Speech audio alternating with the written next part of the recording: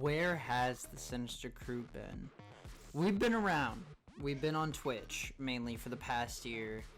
That being said, I do want to give a huge shout out to everyone who's kept up on the Sinister Crew channel. I can't believe we are past 800 subscribers, and I see everyone's views and comments, and it really does make me, it makes me happy. I feel a lot of joy, and we're all grateful for all of you to be following and keeping up with our content. That being said, we're still going to be doing Twitch, and we are moving on to a new schedule where the Sinister Crew channel gets one video per week. That being said, everything from the past year is being edited, where I'm getting a bunch of content out, and you'll be seeing a mix of some things, possibly short films, skits, and more interviews like this, right? What you're about to see is an interview with Mike Pollock, who is notoriously known as Dr. Eggman in the Sonic the Hedgehog franchise, and I'm really excited to share it with you guys. I keep up. I see all of my comments and debates on my Sonic videos, and without further ado, here you go. Thank you guys so much, and we're going to keep pushing content harder and harder, and it's only going to look nicer and nicer from here. Thank you guys. Thank you. It's my pleasure. I mean, you're welcome. I'm sorry. A little nervous. I can't believe I'm with, you. Well, all right, though. Don't be frightened. No, I'm not. Okay, so I'll jump right in, it'll be a casual conversation as we go. And I wanted to get I think I only have like 2 Sonic questions. I just want to get those out the way. Okay. The first one is, ranging from Sonic X to your modern Eggman and Boom, I noticed your tone was lower in X and it's a bit higher in Boom. Was that your choice to do that change in pitch, or was that one of the executives? It was a combination. When I was originally auditioning, they gave me clips of Dean Bristow and said, sound like this guy. So I was working on a voice match. So in order to sound like Dean Bristow, you have to sound like this. I'm Dean Bristow. And after the first few episodes of Sonic X, the director and producer realized we'd like to get a little more range in the voice so we can do a little more comedy stuff, because there's not a lot of room for comedy when you're down here all the time. So the reference that the director gave me was Martin Short's Jiminy Glick character, who starts up way up high and then goes way down low. So that's why Sonic X, Eggman specifically, had an extreme range of highs and lows. And also from the first couple of episodes, finding a place that would sit more naturally within my voice was also a helpful thing to have. So that's how that change happened. And then just as more comedy crept in, the voice itself naturally changed to match the comedy. When there is more serious threats of death, like in Sonic 06, for example, in those types of games, the voice became darker. But with the comedy, it becomes a lighter voice because it's easier to work with the material and make it match. Right. Wow, that's really cool. So, going off the previous question, I guess I've watched a lot of your work from, I know you've done Pokemon and Yu-Gi-Oh! And, you've done way more than just Sonic. And I guess what I'm wondering is, how are you as a voice actor, able to do that drastic change in tone and pitch? For example, from going to, Ella to Eggman, how do you make your voice do that? It's just something I've been doing all my life. I wish I knew how to explain it, but I think about doing a voice up here, and then I do a voice up here, and then I think about doing a voice down here, and I think about doing a voice down there. So it's just something I've always done. It's messing around with voices as a kid and getting able to refine it and turn it into a career as you get older. Hey man, that's awesome. There's nothing wrong with that. How many takes do you usually do before you feel your line is just right? That's really up to the director. On a good day, I'll do a whole bunch of lines in one take. A lot of Sonic Boom is done in one run through. Sometimes there's a second, but we generally are all recording together, so we're all doing 1 take or 2 takes. But depending on whether there's a tricky word or a tricky vocal quality somewhere in there, it could take 5 or 6 or even 10 takes. I was doing some dubbing today, and there were a couple of lines that were not written as well as they could have been, and some clunky words, so 10 takes on a few of the lines was not unheard of. Huh. see, I never knew. And I gotta know, this is my last Sonic question. Do you feel personally attached to Eggman at this point? I know you've done a lot of other things, such as, I think it's pronounced Namie from the Area series, Furio from Yu-Gi-Oh! Arc 5. But I mean, at this point, you've been doing Eggman for so long, and you've inspired, you know, so many people in voice acting, and people see you as the definitive Dr. Eggman. Like, do you feel like he's a part of you?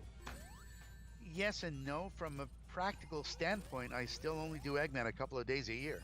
On a good day, on a good year.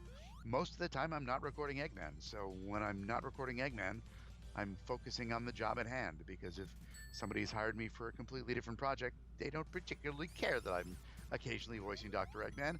That's not why they hired me.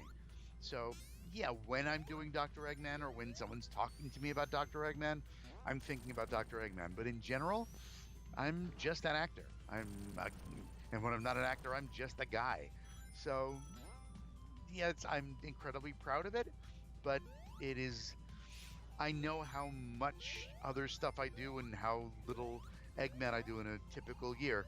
So it's kind of hard to let it overpower me, because it's, why think about something that you're not doing at the time?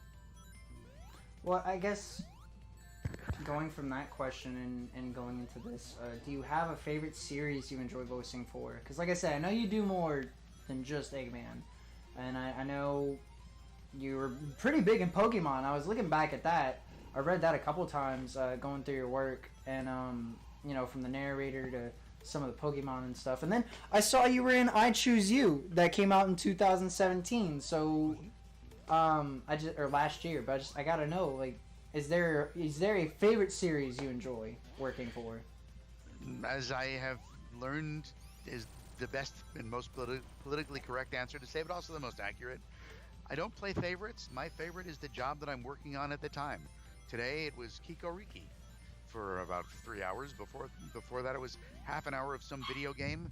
Tomorrow I'll be doing an anime dub, and on Friday I'll be doing a bunch of Korean cartoons, dubbing them into English. And an actor's job is to be present for the role at hand. So my favorite is the role that I'm currently in front of a microphone in at the time. So your work never stops. They send you the script and they send you the dub, or you know what I mean, like your script. And do you have to go anywhere, or you could just sit at a home studio and just read the dialogue and send it? Depends on the job. Many auditions are done from home. Some clients are willing to record from home. I much prefer to go to a studio. Dubbing is usually done more efficiently in a studio because there's somebody tweaking every line read and making sure it fits the flap, and that's usually done one person at a time. So it's me and an engineer in a room for 4 hours, or me and a director and or an engineer for 4 hours. And since it's just the two of you, it's better to be somewhere to do it. And other stuff, if I'm recording commercials, I go to a studio for that. So I go to studios all over town. I'm a freelancer. I'm self-employed, but by being self-employed, that means I am able to and have to find work in all places. So I'm constantly working for a variety of clients at any one time. So when you go out to record, you know, in the studio and stuff, do you get to work with the other voice actors, or it's just usually you and the director, and it's just like, okay, here's your line, all right, you're done for the day? Depends on the project at hand. Generally, recording individually for the stuff I tend to do, even if it's a prelay thing where it's recording before the animation is done, it's more efficient to record individually. So they'll record all the actors separately and then edit the things so that it sounds like we're all talking to each other at the same time. Sonic Boom, on the other hand, we record simultaneously, yet not. They're in Los Angeles, I'm in New York, I'm listening on headphones, they're listening on headphones. So we get to act in real time, but we are not in the same room. We're performing at the same time in real time, but not anywhere near each other most of the time. So it would be kind of like, oh, I'm sorry, I did not mean to cut you off. It's all right. So it would kind of be like our Skype call. Like, if I had a script in front of me, I would read you my line, and then you would read yours, and back and forth, you know, including the other characters. Exactly, and then my stuff would be recorded here and sent to you digitally over the internet, and then you'd have it, and you can put it together however you'd like. That is so cool. Mm-hmm. So, before you get into these, you know, before you get into each character, because like you said, you're doing a lot, What are your techniques for getting into character before you start recording? Part of the joys of voice acting, as I like to call it, it's acting without the trappings. There's no lighting, there's no wardrobe, there's no makeup, there is no line memorization, there's really no rehearsal most of the time, and it's just the pure essence of acting. I have been good and have gotten better at cold reading. So you can hand me a script, and I can probably do a decent performance the first time through. Even better if you give me a second chance at it. But most of the time, it's figuring out what the character is supposed to sound like. If there's a picture to look at a picture. If there's a dub, there's obviously live video happening in front of me. But making sure that the scene is done to the director's satisfaction. And when the director is satisfied, I get to go home. So sometimes I get rehearsal. Most of the time I don't get rehearsal. And if there's something wrong with the line reading, we just undo it and take it again. Okay. So it's very clinical. It's very scientific. It's very much a sterile procedure when we're doing it. But when it's put together, it turns into magic. So, going off of that, have you ever improvised your own lines? I have. It's completely up to the director and producer's discretion whether they use it. A couple of times I'll do something and say, hey, that's funny, let's put that in. But most of the time, either the ad-libs that I intend to make part of the scene and the ad-libs that happen before or after recording a line, that stuff goes away, never to be heard from again. Oh, man. Well, is it at least saved in case you want to, try to pitch it again? Or once that's it, that's just kind of it? They have all the recordings they have, and what they do with it, I don't know. Oh, man. So, I get the last three questions, I've been trying to figure out how I'd work this one in. I know you're a family man, and like you said, you're self-employed, you're a voice actor, you're always on the go, you're either traveling or, doing something. How do you balance like interviews with people like me and your family and work? How do you manage all of that? I keep a Google Calendar. If there's places I have to be, I make sure they're in the calendar. If there's an interview I have to do, I make sure it's in the calendar. And then the space in between is available for family. But of course, these days with social media and smartphones being what they are, social media is often always taking my attention. I try not to let it take attention during meals. I try to teach my kids the same thing. Not always possible, depending on the level of activity or the intensity of discussions that are going on online. But yeah, it's a delicate balance.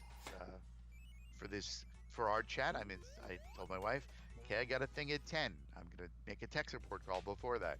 Great, see you when I'm done. That's crazy. Like that really is so. Oh man. And I think that's awesome. Like you really do. And I wanted to compliment you. And I know we don't want too much fluff, but you really do give back to the community.